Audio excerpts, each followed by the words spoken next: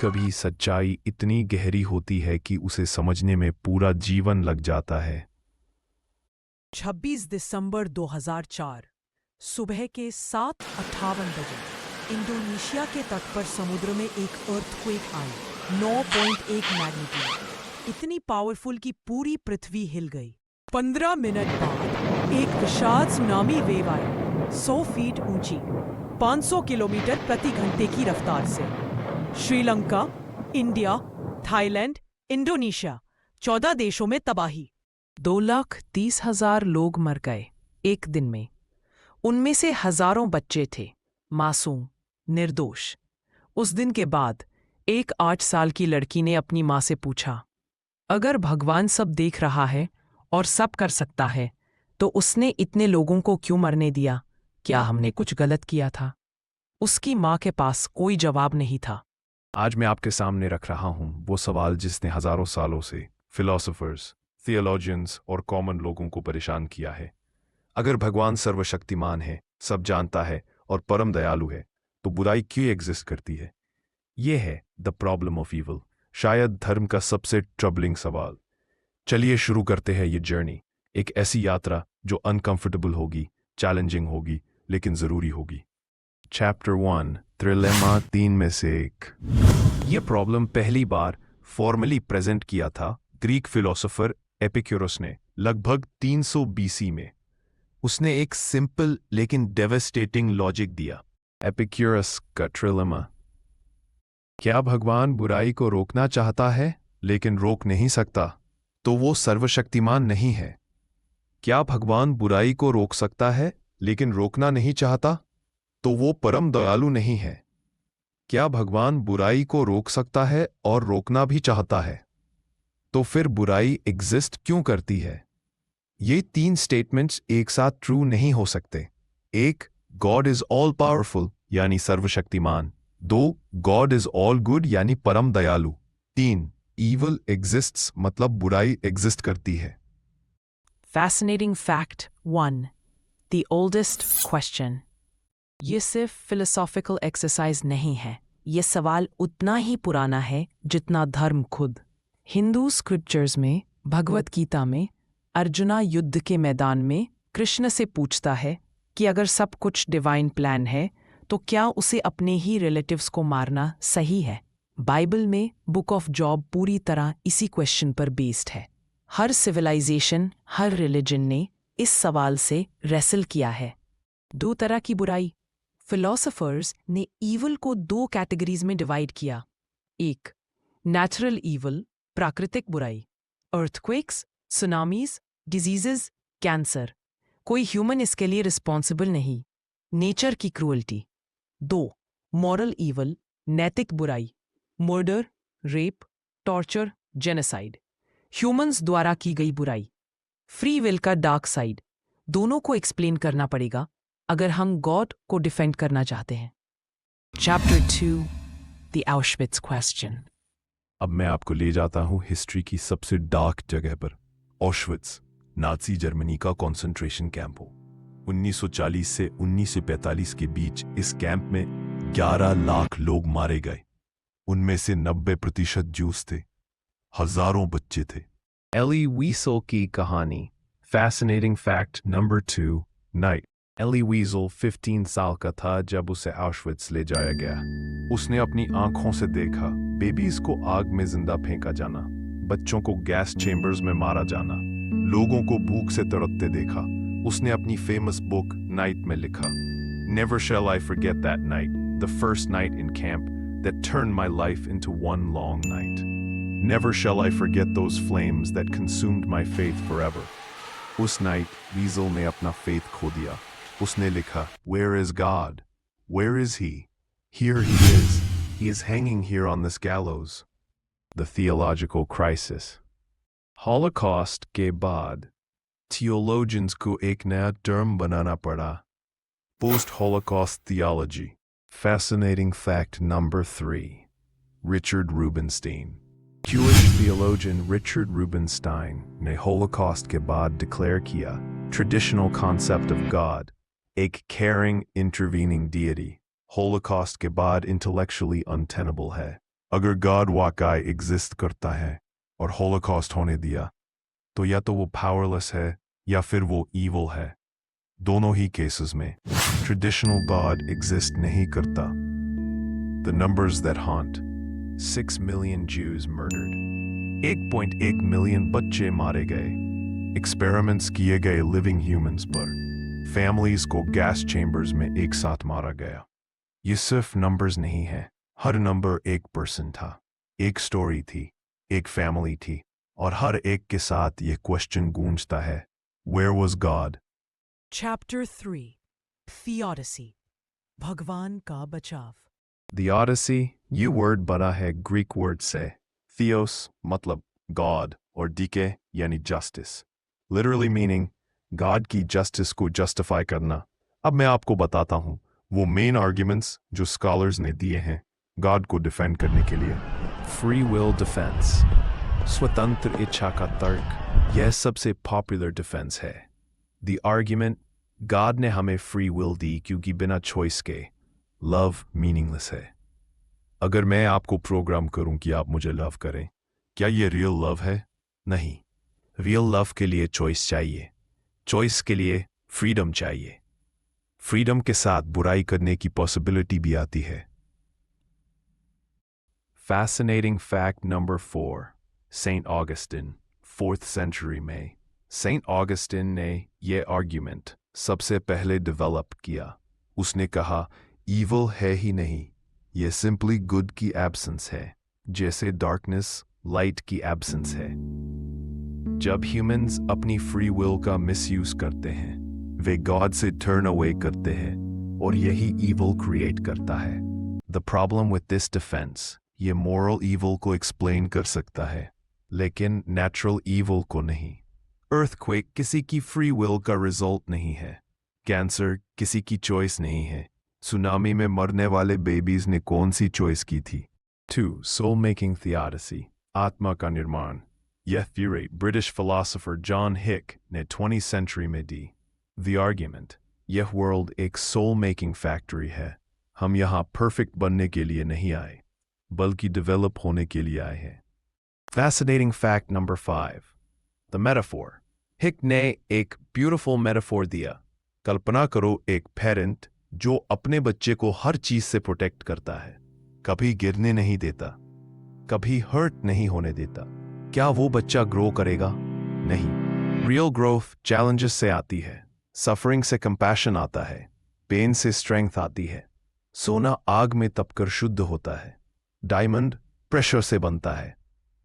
Real life example: Viktor Frankl जो Nazi camps में survive किया, उसने लिखा, सबसे वर्स्ट कंडीशंस में भी जो लोग मीनिंग ढूंढ सकते हैं वो न सिर्फ सर्वाइव करते हैं बल्कि स्पिरिचुअली ग्रो भी करते हैं। द प्रॉब्लम: लेकिन कितना सफरिंग काफी है? क्या एक 5 साल के बच्चे को कैंसर से मरना उसकी सोल मेकिंग के लिए जरूरी है? और जो लोग सफरिंग में ही मर जाते हैं, उनकी सोल मेकिंग कहाँ हुई? नंबर 3. ग्रेटर गुड डिफेंस, महान भलाई ये आर्ग्यूमेंट कहता है हमें पूरी पिक्चर नहीं दिखती। The butterfly effect. Fascinating fact number 6. The chaos theory. 1960s में मैथमेटिशियन एडवर्ड लोरेंज ने डिस्कवर किया एक बटरफ्लाई के पंख फड़फड़ाने से दूसरी तरफ दुनिया में टोर्नेडो आ सकता है। स्मॉल इवेंट्स का लॉन्ग टर्म में ह्यूज इम्पैक्ट होता है, तो शायद जो हमें ईवल लगता है वो एक्चुअली कुछ ग्रेटर गुड की तरफ लीड कर रहा है जो हम नहीं देख पा रहे। The chess master analogy. कल्पना करो एक चेस गेम, बिगिनर को लगता है कि ग्रैंड मास्टर ने एक बैड मूव की, पीस सैक्रिफाइस कर दिया, लेकिन 10 मूव्स बाद वही सैक्रिफाइस चेकमेट लीड करता है। मे बी गॉड एक कॉस्मिक चेस मास्टर है और हम बिगिनर्स हैं जो पूरी स्ट्रेटजी नहीं देख पा रहे। The massive problem. ये आर्ग्यूमेंट टेक्निकली इररिफ्यूटेबल है क्योंकि हम कभी प्रूव नहीं कर सकते कि कोई ग्रेटर गुड नहीं है, लेकिन यह डीपली अनसैटिस्फाइंग है। क्या एक इनोसेंट बच्चे की सफरिंग कभी जस्टिफाई हो सकती है, चाहे आउटकम कितना भी गुड हो? फिलोसोफर विलियम रो ने एक फेमस एग्जाम्पल दिया। एक डियर जंगल में जल रहा है, हॉरिबल डेथ, कोई देख नहीं रहा, कोई सीख नहीं रहा, बस प्योर सफरिंग। क्या यह किसी ग्रेटर गुड के लिए नेसेसरी है? Chapter 4 Dostoevsky का विद्रोह। अब मैं आपको ले जाता हूँ 19वीं सेंचुरी के रशिया में, एक जीनियस राइटर के माइंड में, फियोदर दोस्तोयेव्स्की, जिसने लिखा द ब्रदर्स कारामाजोव, शायद प्रॉब्लम ऑफ इविल पर सबसे powerful literary exploration. Ivan's rebellion novel में एक कैरेक्टर है आइवन कारामाजोव। वो एक पैशनेट स्पीच देता है अपने भाई अलियोशा को, जो एक रिलीजियस मॉन्क है। Fascinating fact number 7. The children argument. Ivan कहता है मैं अडल्ट्स की सफरिंग एक्सेप्ट कर सकता हूं। हो सकता है उन्होंने कुछ गलत किया हो, मे बी यह कार्मा है। लेकिन बच्चे, मासूम बच्चे? फिर आइवन रियल इंसिडेंट्स डिस्क्राइब करता है जो दोस्तोयेव्स्की ने एक्चुअल न्यूज़पेपर से लिए थे। स्टोरी 1। एक 5 साल के लड़के को उसके पेरेंट्स ने ब्रूटली टॉर्चर किया, पूरी रात ठंड में बाहर खड़ा रखा, अपने ही एक्सक्रीमेंट में सोने को मजबूर किया। स्टोरी 2। एक 8 साल की लड़की ने एक्सीडेंटली एक जनरल के फेवरेट डॉग को हर्ट कर दिया। जनरल ने लड़की को उसकी मां के सामने डॉग से फरवा दिया। इवान कहता है अगर इंटायर ह्यूमैनिटी की हैप्पीनेस बनी है एक छोटे बच्चे के टीयर्स पर, तो मैं वो हैप्पीनेस नहीं चाहता। मैं अपना टिकट वापस कर देता हूं। The grand inquisitor. फिर आइवन एक पोएम सुनाता है, the grand inquisitor. Fascinating fact 8. Jesus returns. Ivan की कल्पना, जीसस वापस आता है स्पेनिश इंक्विजिशन के टाइम में, लेकिन चर्च का ग्रैंड इंक्विजिटर उसे अरेस्ट कर लेता है।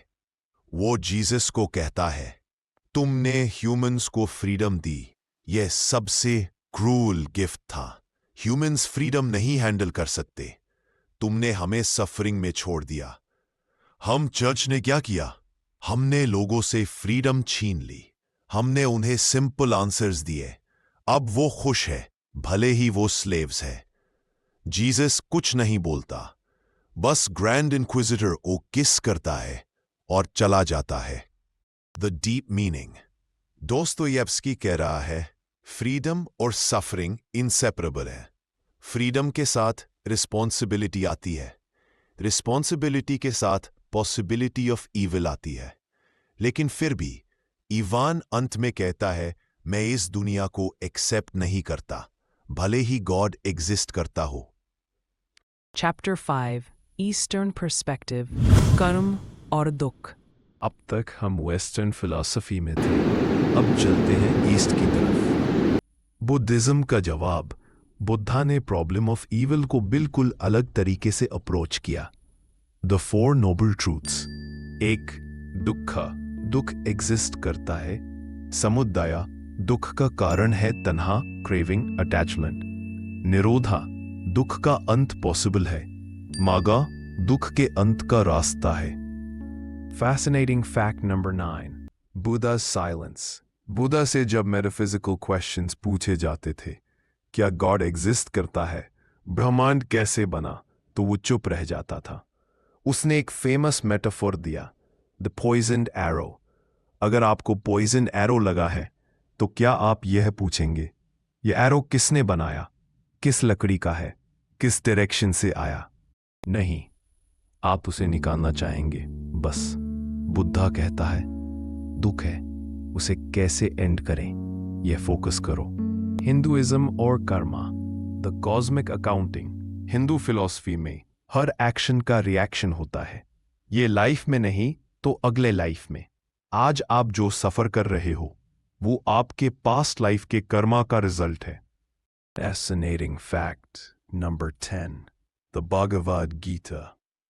गीता में लॉर्ड कृष्णा कहते हैं जैसे व्यक्ति पुराने वस्त्रों को त्याग कर नए धारण करता है, वैसे ही आत्मा पुराने शरीर को छोड़कर नया शरीर धारण करती है। डेथ एक ट्रांजिशन है, एंड नहीं। सफरिंग टेम्पररी है, आत्मा इटर्नल है। द प्रॉब्लम, लेकिन यह कई लॉजिकली प्रॉब्लमैटिक है। इन्फिनिट रिग्रेस, पहली लाइफ में किसका कर्मा था। मेमोरी प्रॉब्लम, अगर हमें पास्ट लाइफ याद नहीं तो सीखेंगे कैसे? विक्टिम ब्लेमिंग, क्या हम कह सकते हैं रेप विक्टिम का कर्मा बैड था? जैनिज्म का extreme view, fascinating fact number 11, Mahavir's solution.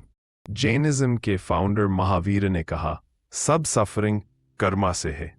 इसलिए Jain monks extreme non violence follow करते हैं, मुंह पर कपड़ा बांधते हैं ताकि इंसेक्ट एक्सीडेंटली न निगल ले, रात में नहीं चलते, अंधेरे में कीड़ों पर पैर न पड़े, कुछ मॉन्क्स बाल नोचते हैं, कटिंग भी वायलेंस है।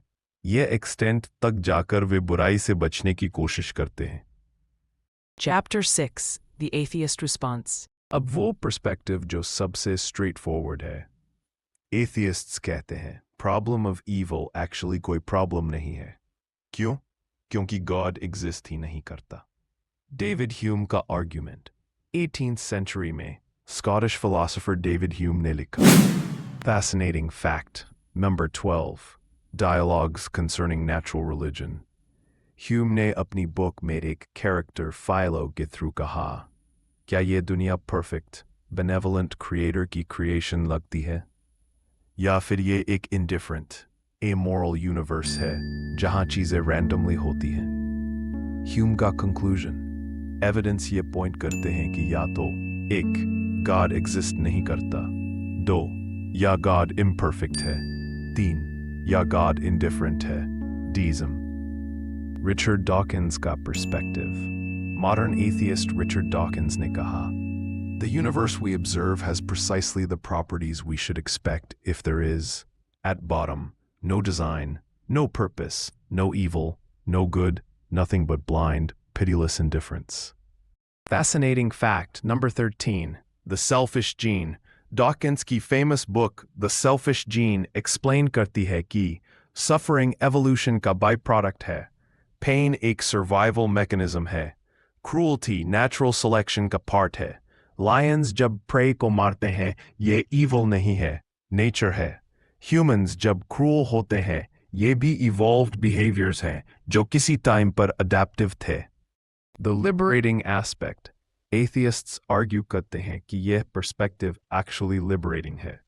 अगर कोई कॉस्मिक जस्टिस नहीं है तो विक्टिम्स को ब्लेम करने की जरूरत नहीं, उनका कर्मा बैड था, सफरिंग को रैशनलाइज करने की जरूरत नहीं, गॉड की प्लान है, हम डायरेक्टली प्रॉब्लम सॉल्व कर सकते हैं। कैंसर एक डिवाइन पनिशमेंट नहीं है, यह बायोलॉजिकल प्रॉब्लम है, मेडिकल साइंस से सॉल्व करो। पॉवर्टी कॉस्मिक जस्टिस नहीं है, यह इकोनॉमिक प्रॉब्लम है, सोशल रिफॉर्म से सॉल्व करो। द क्रिटिक, लेकिन क्रिटिक्स कहते हैं यह पर्सपेक्टिव मीनिंग और मोरालिटी को अंडरमाइन करता है। अगर सब कुछ मीनिंगलेस एवोल्यूशनरी प्रोसेसेस हैं तो मोरालिटी कहाँ से आती है? जस्टिस क्यों मैटर करता है? क्या सच में ईविल एग्जिस्ट करता है? Chapter 7, The Personal Crisis. अब मैं आपको कुछ रियल स्टोरीज बताता हूँ मॉडर्न टाइम्स की, जहाँ ये फिलोसॉफिकल प्रॉब्लम पर्सनल ट्रेजेडी बन गया। Story 1, Harold Kushner. Fascinating fact number 14, when bad things happen to good people. Rabbi Harold Kushner का बेटा एरन था। 3 साल की उम्र में उसे प्रोजेरिया डायग्नोस हुआ, एक रेयर डिजीज जहां बच्चे रैपिडली एज करते हैं। डॉक्टर्स ने कहा वो 13 से 14 साल से ज्यादा नहीं जिएगा। कुशनर एक रैबाई था, एक रिलीजियस लीडर, उसका गॉड में पूरा फेथ था। उसने हर प्रेयर की, हर रिचुअल फॉलो किया। एरन 14 साल की उम्र में मर गया। कुशनर ने फिर एक बुक लिखी, When Bad Things Happen to Good People, जो बेस्ट सेलर बनी। उसका कंक्लूजन क्या था? शायद गॉड सर्वशक्तिमान नहीं है। उसने लिखा, मैं एक पावरलेस इंडिफरेंट गॉड में बिलीव नहीं कर सकता, इसलिए मैं बिलीव करता हूं कि गॉड लिमिटेड है। वो हमेशा इंटरवीन नहीं कर सकता, लेकिन वो हमारे साथ सफर करता है। Story 2, C.S. Lewis. Fascinating fact number 15, The Problem of Pain versus a Grief Observed. C.S. Lewis, famous Christian apologist ने 1940 में The Problem of Pain लिखी। उस बुक में उसने brilliantly defend किया कि suffering God के plan का part है। फिर 1960 में उसकी वाइफ जॉय कैंसर से मर गई। लुइस completely shattered हो गया। उसने एक डायरी लिखी, अ ग्रीफ ऑब्जर्व्ड, जो बाद में पब्लिश हुई। उस डायरी में उसने लिखा, कहाँ है वो गॉड जिसके बारे में मैंने लिखा था? वो अब एक लॉक्ड डोर लगता है। मैं चिल्लाता हूं, कोई जवाब नहीं आता। क्या ये सब टाइम वेस्ट था? क्या मैं खुद को फूल बना रहा था? ये वही आदमी था जो दूसरों को समझा रहा था कि सफरिंग का डिवाइन पर्पस है।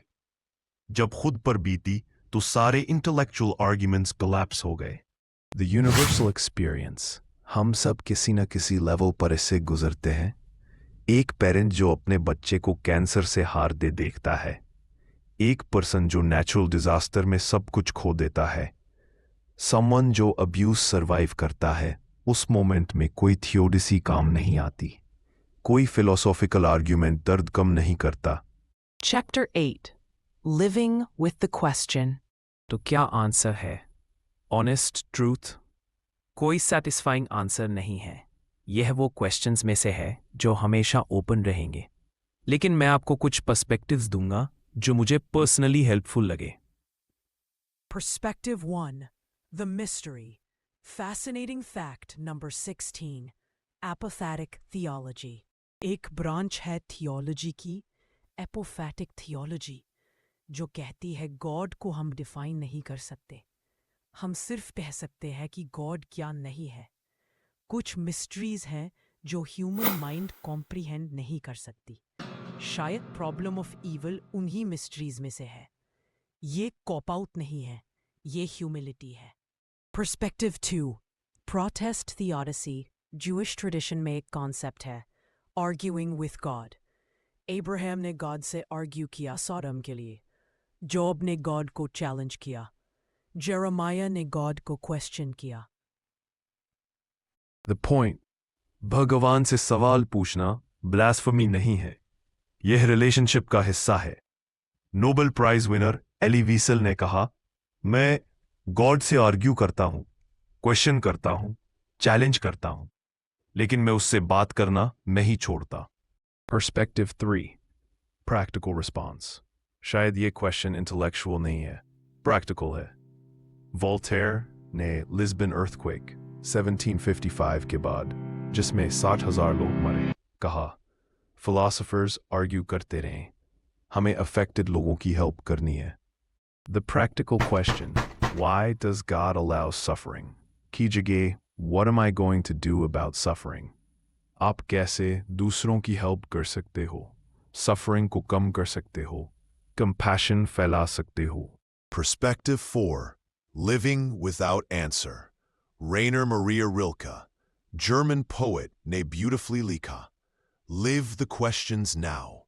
Perhaps you will then gradually, without noticing it, live along some distant day into the answer. शायद कुछ questions को हम answer नहीं कर सकते, हम उन्हें सिर्फ live कर सकते हैं। The choice. Problem of evil के सामने हमारे पास चॉइसेस है। 1. फेथ को मेंटेन करो, मिस्ट्री एक्सेप्ट करते हुए। 2. फेथ को मॉडिफाई करो, गॉड की कॉन्सेप्ट को एडजस्ट करो। 3. फेथ को छोड़ दो, एथियज्म एम्ब्रेस करो। 4.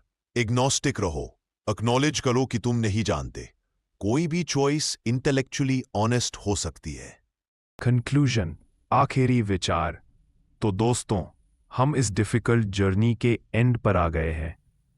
प्रॉब्लम ऑफ ईविल का कोई इजी आंसर नहीं है, और शायद होना भी नहीं चाहिए। अगर हम सफरिंग को इजीली एक्सप्लेन कर सकें तो हम उसकी सीरियसनेस को डिमिनिश कर देंगे। Final thoughts. अल्बर्ट कैमू ने कहा था, एक ईमानदार इंसानिया की रात सबसे सोफिस्टिकेटेड मेटाफिजिक्स से ज्यादा वैल्यूएबल है। रियल विजडम बुक्स में नहीं मिलती, वो उस मोमेंट में मिलती है जब आप किसी सफरिंग पर्सन का हाथ पकड़ते हो, जब आप कहते हो, I don't know why this happened, but I'm here with you. The most important point, चाहे आप believer हो या atheist, चाहे आपके पास answers हो या नहीं, एक चीज यूनिवर्सल है, compassion. Suffering real है, pain real है, और हमारी रिस्पॉन्सिबिलिटी है कि हम एक दूसरे के साथ खड़े रहें। देखिए, problem of evil intellectually fascinating है, हम आवर्स तक डिबेट कर सकते हैं थियोडिसी, कर्मा, फ्री विल के बारे में, लेकिन जब कोई एक्चुअली सफ़र कर रहा होता है, जब कोई माँ अपने बच्चे को खोती है, जब कोई कैंसर से लड़ रहा है, जब कोई अब्यूज़ सर्वाइव कर रहा है, उस मोमेंट में फिलोसॉफिकल आर्ग्यूमेंट्स मीनिंगलेस हो जाते हैं। उस मोमेंट में क्या मैटर करता है? एक हाथ जो सपोर्ट करे, एक कान जो सुने, एक प्रेजेंस जो कहे मैं तुम्हारे साथ हूं। Fascinating fact number 17. The power of presence. Studies में पाया गया है कि ट्रॉमा सर्वाइवर्स के लिए सबसे हेल्पफुल चीज एडवाइस नहीं है, एक्सप्लेनेशंस नहीं है। सबसे हेल्पफुल है simple presence, simply being there. जब हॉलोकॉस्ट सर्वाइवर्स से पूछा गया कि क्या उन्हें सर्वाइव करने में हेल्प की, तो सबसे कॉमन आंसर था, एक पर्सन जो मेरे साथ खड़ा रहा, जिसने मुझे अकेला नहीं छोड़ा। मैं आपको एक बात बताता हूं जो मैंने पर्सनली सीखी है। जब मेरे एक फ्रेंड की माँ कैंसर से मर गई, मैं उसके पास गया। मैं कुछ कहना चाहता था, सब ठीक हो जाएगा, वो अब बेहतर जगह पर है, ये गॉड की प्लान है। लेकिन मैं कुछ नहीं बोला, मैं बस बैठ गया उसके साथ, साइलेंट। कुछ देर बाद वो बोला, thank you for not trying to explain it, thank you for just being here. यही है असली answer, presence, compassion, action. My personal take, मैं पर्सनली नहीं जानता कि आंसर क्या है। मैंने अपनी लाइफ में सफरिंग देखी है, दूसरों की और अपनी भी। कभी कभी मुझे लगता है कि शायद कोई डिवाइन प्लान है, कभी कभी मुझे लगता है कि यह सब रैंडम है। लेकिन एक चीज मैं जानता हूं, हर पर्सन जो सफर कर रहा है वो डिजर्व करता है एम्पैथी, सपोर्ट और हेल्प, ना कि philosophical explanations. The question continues. Problem of evil कभी फुली सॉल्व नहीं होगी। हर जनरेशन को इसे रेसल करना पड़ेगा। हर इंडिविजुअल को अपना आंसर ढूंढना पड़ेगा, या ये एक्सेप्ट करना पड़ेगा कि आंसर नहीं है और ये ओके है। कभी कभी आई डोंट नो सबसे ऑनेस्ट आंसर होता है। एपिलॉग, एक आखिरी कहानी। मैं आपको एक आखिरी कहानी सुनाता हूं। The story of Viktor Frankl, redux. Viktor Frankl, जिसका मैंने पहले मेंशन किया, नाजी कैंप्स में था। एक दिन वो और दूसरे प्रिजनर्स फोर्स्ड लेबर कर रहे थे। फ्रीजिंग कोल्ड, भूख, एग्जॉस्शन। फ्रैंकल की वाइफ, माँ, पिता, भाई सब गैस चैम्बर्स में मारे जा चुके थे। वो सोच रहा था, वाई, किस लिए? फिर अचानक उसे एक रियलाइजेशन आया। उसने इमेजिन किया कि वो वॉर के बाद एक लेक्चर हॉल में खड़ा है। वो लेक्चर दे रहा है the psychology of concentration camps पर। उस मोमेंट में उसे मीनिंग मिल गई। उसकी सफरिंग मीनिंगलेस नहीं थी अगर वो इससे कुछ सीख सकता था, अगर वो दूसरों को हेल्प कर सकता था। फ्रैंकल सर्वाइव किया। उसने वो लेक्चर दिया। उसने मैन सर्च फॉर मीनिंग लिखी, जो 12 मिलियन कॉपीज बिकी। उसने मिलियंस ऑफ लोगों को हेल्प किया। The lesson. फ्रैंकल ने नहीं पूछा व्हाई इज देयर सफरिंग, उसने पूछा how can I respond to this suffering, और उस रिस्पॉन्स में उसे मीनिंग मिल गया। For you, problem of evil का आंसर शायद बुक्स में नहीं है, शायद वो आपके एक्शंस में है। जब आप किसी को कंफर्ट देते हो, किसी की हेल्प करते हो, किसी के साथ खड़े रहते हो, सफरिंग को कम करने की कोशिश करते हो, उस मोमेंट में आप एक आंसर क्रिएट कर रहे हो। भले ही आपके पास एक्सप्लेनेशन ना हो, आपके पास रिस्पॉन्स है, और शायद यही काफी है। तो दोस्तों, ये थी प्रॉब्लम ऑफ इविल की गहरी यात्रा। हम गए ऑशविट्ज की डार्कनेस में, हम मिले दोस्तोयेव्स्की और बुद्धा से, हम देखा फेथ के टूटने और फिर से बनने को। फाइनल मैसेज, लाइफ के कुछ क्वेश्चंस का कोई नीट आंसर नहीं होता, और ये अनकंफर्टेबल है, फ्रस्ट्रेटिंग है, लेकिन शायद यही हमें ह्यूमन बनाता है।